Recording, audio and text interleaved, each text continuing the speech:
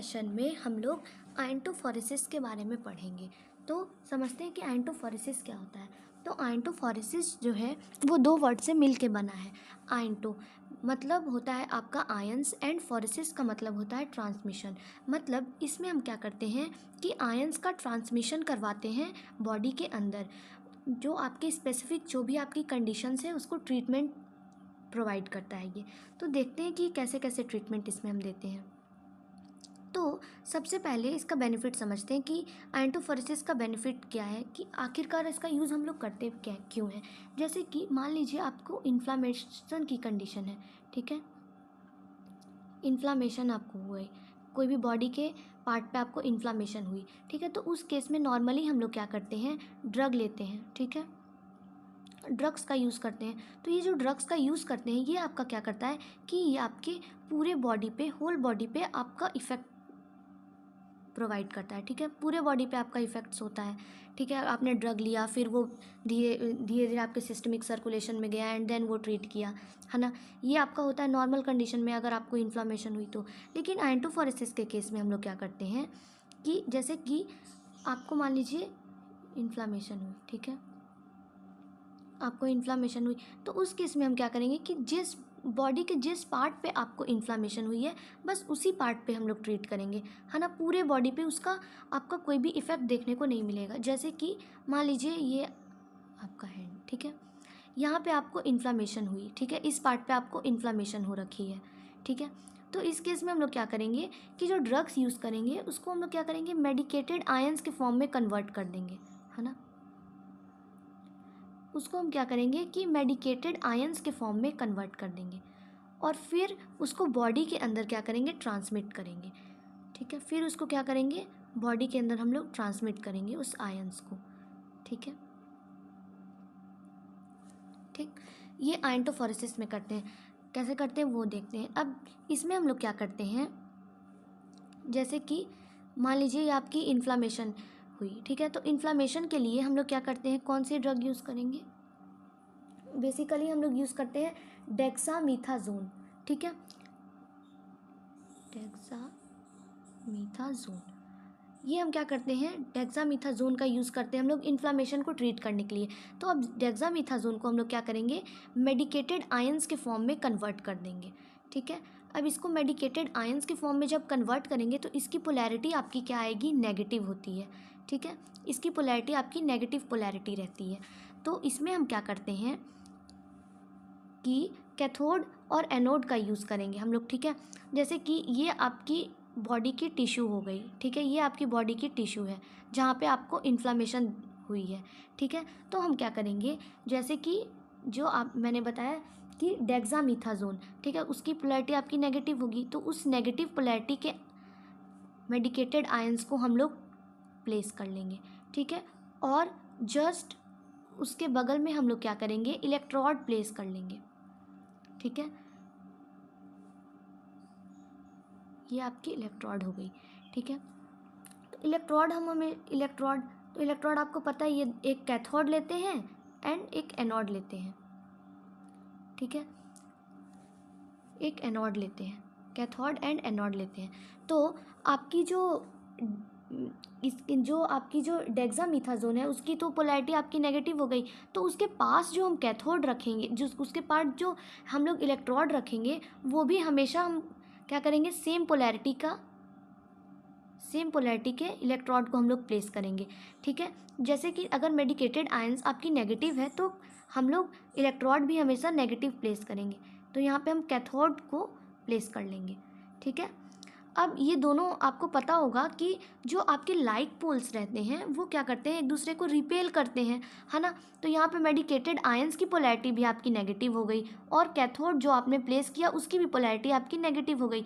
अब क्या होगा कि ये एक दूसरे को रिपेल करेंगे, ठीक है। अब ये जब एक दूसरे को रिपेल करेंगे तो जो आपकी मेडिकेटेड आयंस है वो क्या होगी, आपके टिश्यू के अंदर ट्रांसमिट हो जाएगी, ठीक है। और यहाँ पे आपने पॉजिटिव इलेक्ट्रोड प्लेस कर लिया है, एनोड प्लेस कर लिया है, तो क्या होगा, आपका जो ये नेगेटिव है वो पॉजिटिव की तरफ जाएगी, है ना। और ऐसे ऐसे ऐसे आपकी जो मे भी मेडिकेटेड आयंस है वो पूरे एरिया पे आपकी क्या होगी, फैल जाएगी, है ना। और जो ये टिश्यू जो इन्फ्लामेटरी कंडीशंस है, इससे आपको क्या होगी, ट्रीटमेंट मिलेगी, क्योर मिलेगी, ठीक है। इस तरह से हम क्योर करेंगे, है ना। तो आयंटोफोरेसिस, अब इसी पूरे प्रोसेस को हम लोग क्या कहते हैं, आयंटोफोरेसिस मीन्स आयंस को बॉडी के अंदर ट्रांसमिट करना, ठीक है, आयंस का ट्रांसमिशन। अब इससे आपको वही बेनिफिट है कि आपको जिस पार्ट पे आपको ट्रीट करना है, बस वही पार्ट पे आपको ट्रीटमेंट प्रोवाइड मिलेगी, पूरे आपके बॉडी पे इसका कोई भी इफ़ेक्ट नहीं पड़ेगा, ठीक है। तो हमेशा हमको ध्यान रखना है कि हम इलेक्ट्रोड्स जो ले रहे हैं वो एक्टिव इलेक्ट्रोड्स कौन सा लेंगे और इनएक्टिव इलेक्ट्रोड्स कौन सा लेंगे। तो हमेशा आपको ध्यान रखना है कि जो एक्टिव इलेक्ट्रोड्स आपका होगा वो हमेशा आपके मेडिकेटेड आयंस की पोलैरिटी पे डिपेंड करेगा, ठीक है। आपकी जो मेडिकेटेड आयंस है वो कैसी है, जैसे कि अगर इन्फ्लामेशन आपको हुई है, ठीक है, तो इन्फ्लामेशन के केस में हम लोग क्या कौन सी मेडिकेशन यूज़ करते हैं, डेक्सामीथाजोन, ठीक है। अब जब डेक्सामीथाजोन है उसको जब हम लोग मेडिकेटेड आयंस के फॉर्म में कन्वर्ट करते हैं तो उसकी पोलैरिटी आपकी नेगेटिव आती है, ठीक है। लेकिन अगर उसी केस में हम मान लीजिए आप लोकल एनेस्थीसिया का यूज़ कर रहे हैं तो उस केस में हम लोग क्या यूज़ करते हैं, लाइडोकेन, ठीक है। अब जब इसकी जो पोलैरिटी रहती है वो आपकी क्या होती है, पॉजिटिव होती है, तो इस केस में एक्टिव इलेक्ट्रोड्स हम लोग किसको लेंगे, इस केस में एक्टिव इलेक्ट्रोड्स हम लोग एनोड को लेंगे, ठीक है, क्योंकि एनोड भी आपकी पॉजिटिव चार्ज है एंड ये भी आपकी पॉजिटिव चार्ज है, तभी ना एक दूसरे को रिपेल करेगी और आयंस जो है वो बॉडी के अंदर ट्रांसमिट होगी, ठीक है। तो हमेशा ध्यान रखना है कि जो एक्टिव इलेक्ट्रोड्स है और इनएक्टिव इलेक्ट्रोड्स है ये डिपेंड करता है आपके मेडिकेटेड आयंस की पोलैरिटी पे। अगर आपका मेडिकेटेड आयंस की जो पोलैरिटी है वो नेगेटिव है तो हम इलेक्ट्रोड्स भी हमेशा क्या करेंगे, नेगेटिव को एक्टिव इलेक्ट्रोड्स की तरह कंसीडर करेंगे, ठीक है। और अगर आपकी मेडिकेटेड आयंस की पोलैरिटी पॉजिटिव है ना, तो हमेशा एक्टिव इलेक्ट्रोड्स हम लोग क्या करेंगे, पॉजिटिव ही लेंगे, ठीक है। तो ये आपको ध्यान रखना है। अगर आप क्या करते हैं कि एक्टिव इलेक्ट्रोड्स और मेडिकेटेड आयंस की पोलैरिटी अगर आप सेम रख लेते हैं, ठीक है, तो सेम रख लेते हैं तो उस केस में क्या होगा कि जैसे कि ये भी आपकी पॉजिटिव इलेक्ट्रोड्स हो गई एंड ये भी आपकी नेगेटिव हो गई, यहाँ पे आपने नेगेटिव ले लिया एंड यहाँ पे पॉजिटिव, तो ये एक दूसरे को ही अट्रैक्ट कर लेंगे। तो इस केस में क्या होगा कि मेडिकेटेड आयंस जो है वो आपके बॉडी के अंदर ट्रांसमिट हो ही नहीं पाएगी, ठीक है, तो कोई इफेक्ट आपको देखने को ही नहीं मिलेगा, ठीक। तो इसलिए हम लोग हमेशा ध्यान रखेंगे कि जो आपकी मेडिकेटेड आयंस की जो पोलैरिटी एंड इलेक्ट्रोड की पोलैरिटी जो है वो आपकी डिफरेंट होनी चाहिए, ठीक है।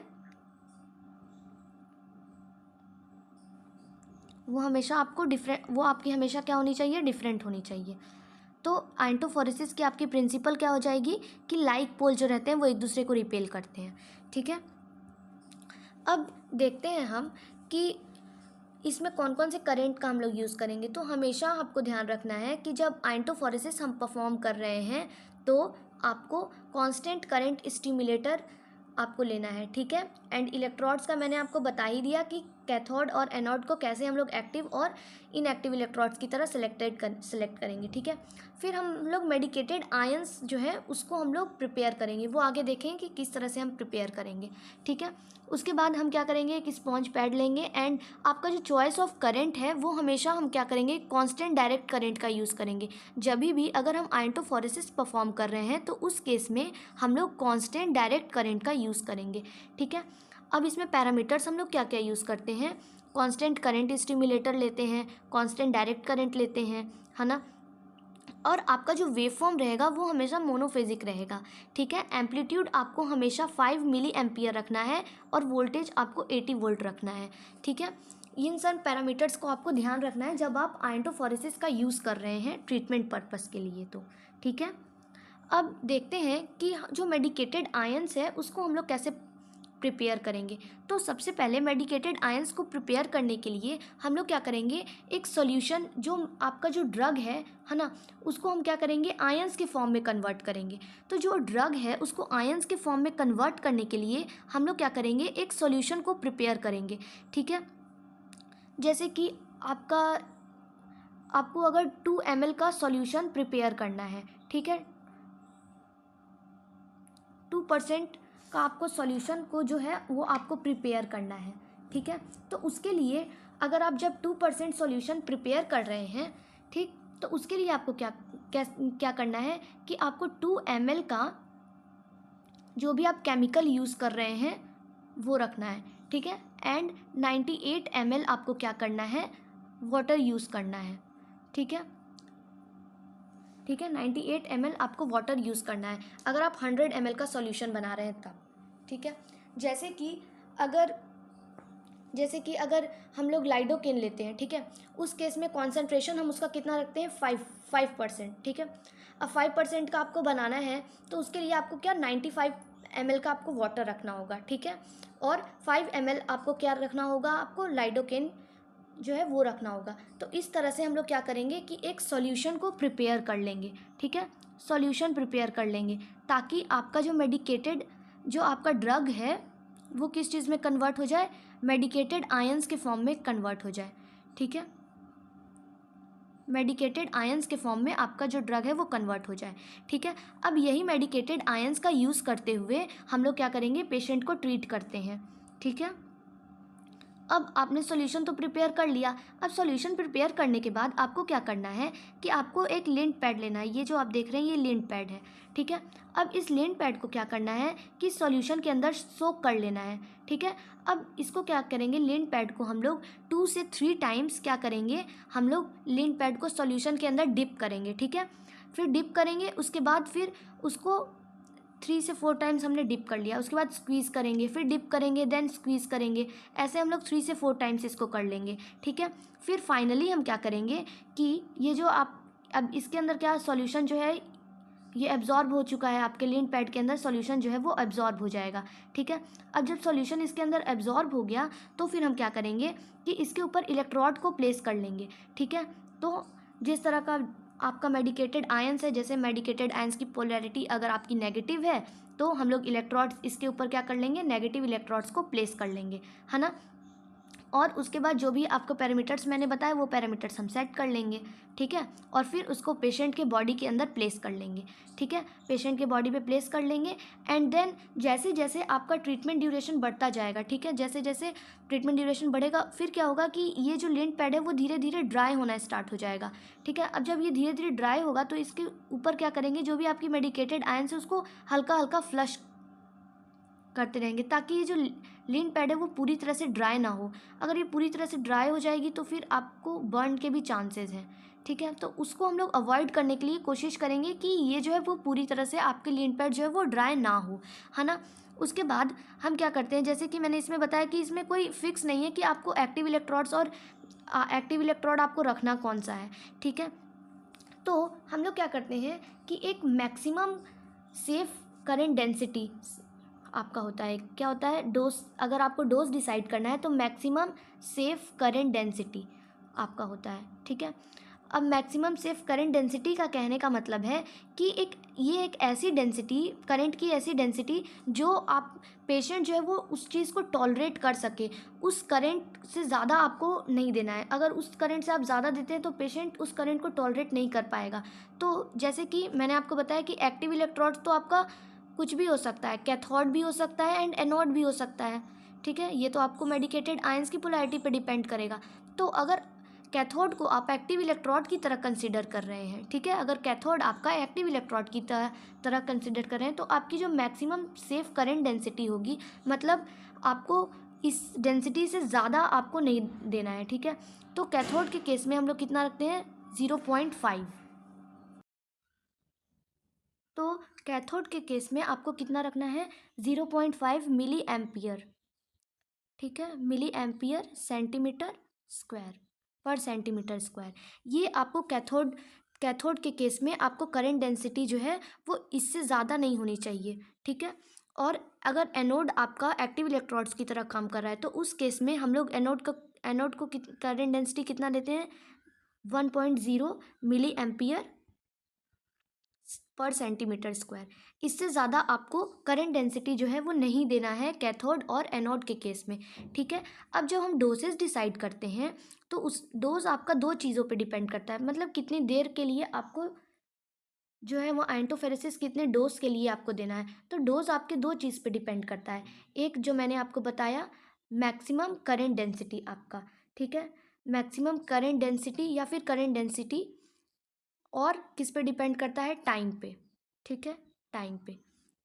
तो कितना आपका करेंट डेंसिटी है और कितने टाइम के लिए आप दे रहे हैं। तो डोज, बेसिकली डोज हम कितना रखते हैं, अगर आइडियली रखें तो हम लोग कितना रखते हैं, 60 मिली एम्पियर मिनट से 80 मिली एम्पियर मिनट के बीच में हम लोग डोज रखते हैं, ठीक है। ये आपका एक कंफर्टेबल डोज है जो पेशेंट जो है इस डोज, अगर इससे आप ज़्यादा रखते हैं, ठीक है, इससे अगर आप ज़्यादा देते हैं करंट और इस टाइम पीरियड से ज़्यादा देते हैं तो क्या होता है कि पेशेंट जो है वो करंट को होल्ड नहीं कर पाता है ना, बर्न के चांसेस हो जाते हैं। तो हमेशा डोज आपको रखना है कितना, 60 मिली एम्पियर मिनट और 80 मिली एम्पियर मिनट। आपको करंट डेंसिटी और टाइम, इन दोनों का ध्यान रखना है, ठीक है। कैथोड और एनोड के केस में अलग अलग रहता है, लेकिन ये जो है वो आपका मैक्सिमम है, ठीक है, बट ये आपका आइडियल है डोज, ठीक है। इस डोज पे आपको इतने ही डोज तक के आपको देना है करंट, ठीक है, जो आप कांस्टेंट करंट जो आप सेट करेंगे, ठीक है। तो ये आपका हो गया आइंटोफोरेसिस, है ना। अब ये जो आप चार्ट देख रहे हैं इसमें क्या है कि हर जो भी आपकी मेडिकेशन है उसकी पोलैरिटी दी हुई है, ठीक है, उसकी पोलैरिटी दी हुई है एंड कितना कॉन्सेंट्रेशन तक आपको देना है, ठीक है, वो भी आपका दिया हुआ है। जैसे कि मैंने बताया कि इन्फ्लामेशन के केस में हम लोग क्या करते हैं, हम लोग डेक्सामीथाजोन का यूज़ करते हैं, ठीक है। अब डेक्सामीथाजोन आपकी पोलैरिटी नेगेटिव है, तो आपको हमेशा आपको ड्रग की पोलैरिटी को याद रखना होगा कि कौन सी ड्रग की पोलैरिटी क्या है, तभी तो आप कैथोड और एनोड आप सही से सेट कर पाएंगे, है ना। तो आपको हमेशा जो ड्रग की जो पोलैरिटी है वो आपको याद होनी चाहिए, प्लस उसका कॉन्सेंट्रेशन कि कितने कॉन्सेंट्रेशन तक आपको देना है, तभी आप सॉल्यूशन जो है वो प्रिपेयर कर पाएंगे, है ना, तभी आप उसको मेडिकेटेड आयंस के फॉर्म में प्रिपेयर कर पाएंगे, ठीक है। जैसे लोकल एनेस्थीसिया के केस में हम लोग क्या लाइडोकेन का यूज़ करते हैं, तो लाइडोकेन आपकी क्या होती है, पॉजिटिव, पॉजिटिव उसकी पोलैरिटी होती है एंड कॉन्सेंट्रेशन उसकी कितनी है, 5%, ठीक है। अगर आपका इन्फ्लामेशन और पेन का केस है, ठीक है, तो उस केस में आपकी पोलैरिटी जो होती है वो नेगेटिव होती है ना, और सैलिसिलेट आपकी जो रहती है आयंस, ठीक है, और उसकी जो कॉन्सेंट्रेशन है आपकी वो कितनी रहेगी, 2%। तो इस तरह से, जैसे कि अगर हाइपर हाइड्रोसिस का केस है, ठीक है, हाइपर हाइड्रोसिस में पोलैरिटी आप प्लस नेगेटिव और पॉजिटिव दोनों ले सकते हैं, इसमें हम क्या टैप वाटर का यूज़ करेंगे, है ना। तो आपको पता होना चाहिए कि जो आप मेडिकेटेड आयंस ले रहे हैं उसकी पोलैरिटी क्या है और उसकी कॉन्सेंट्रेशन क्या है, ठीक है, तभी आप सॉल्यूशन प्रिपेयर कर पाएंगे एंड तभी आप एक्टिव इलेक्ट्रोड्स फाइंड आउट कर पाएंगे, और उसी के हिसाब से आप डोजेस भी डिसाइड कर पाएंगे। डोसेज डिसाइड करने के लिए आपको करंट डेंसिटी पता होना चाहिए, तो करंट डेंसिटी कैथोड के लिए मैंने बताया 0.5 रखना है मैक्सिमम, एंड एनोड के लिए 1.0 milli ampere per centimetre square, है ना। तो अब इसका इंडिकेशंस देख रहे हैं, तो इंडिकेशंस में आपको एंटी इन्फ्लामेटरी ड्रग के केस में आप दे सकते हैं, एडिमा हुआ है तब दे सकते हैं, है ना, scar mobilization and fungal infection के केस में दे सकते हैं, ठीक है। ये ये जो बेसिकली आप देख रही हैं इंडिकेशंस ही है, ठीक है। फंगल इन्फेक्शन के केस में आपको क्या करना है, कॉपर, ठीक है, और इसकी पोलैरिटी क्या हो जाएगी आपकी, पॉजिटिव हो जाएगी एंड कॉन्सेंट्रेशन 2%, ठीक है। तो सॉल्यूशन बनाने के लिए इसका 2% होना चाहिए। तो इस तरह से आपको पता होना चाहिए। तो ये जो है आपको अगर नहीं पता होगा तो फिर आप अच्छे से प्रिपेयर ही नहीं कर पाएंगे, ठीक है। एंड इसकी कॉन्ट्रा इंडिकेशंस आपकी क्या क्या हो जाएगी, skin damage, damage, Contra indications कहने का मतलब है कि किस कंडीशंस में आप आइंटोफोरेसिस का यूज़ नहीं कर सकते हैं। तो अगर स्किन जो है वो डैमेज है तो नहीं देंगे, क्योंकि अगर स्किन डैमेज है और हम दे भी रहे हैं तो क्या होगा कि आयंस जो है वो अच्छे से आपके बॉडी के अंदर ट्रांसमिट हो ही नहीं पाएगा, है ना। कार्डिक पेसमेकर का केस में नहीं देंगे, प्रेगनेंसी एंड एपिलेप्सी और सीजर्स के केस में भी नहीं देंगे, है ना। अगर इम्पेयर्ड सेंसेशन, अगर पेशेंट को कोई सेंसेशन फील ही नहीं हो रहा है तो फिर देने का मतलब ही नहीं, क्योंकि वो आइडेंटिफाई नहीं कर पाएगा कि कितने करंट डेंसिटी पे देना है, क्या देना है, तो फिर इसलिए इस कंडीशंस में हम लोग क्या करते हैं, नहीं देते हैं। आई होप आपको समझ में आ गया होगा। Thank you.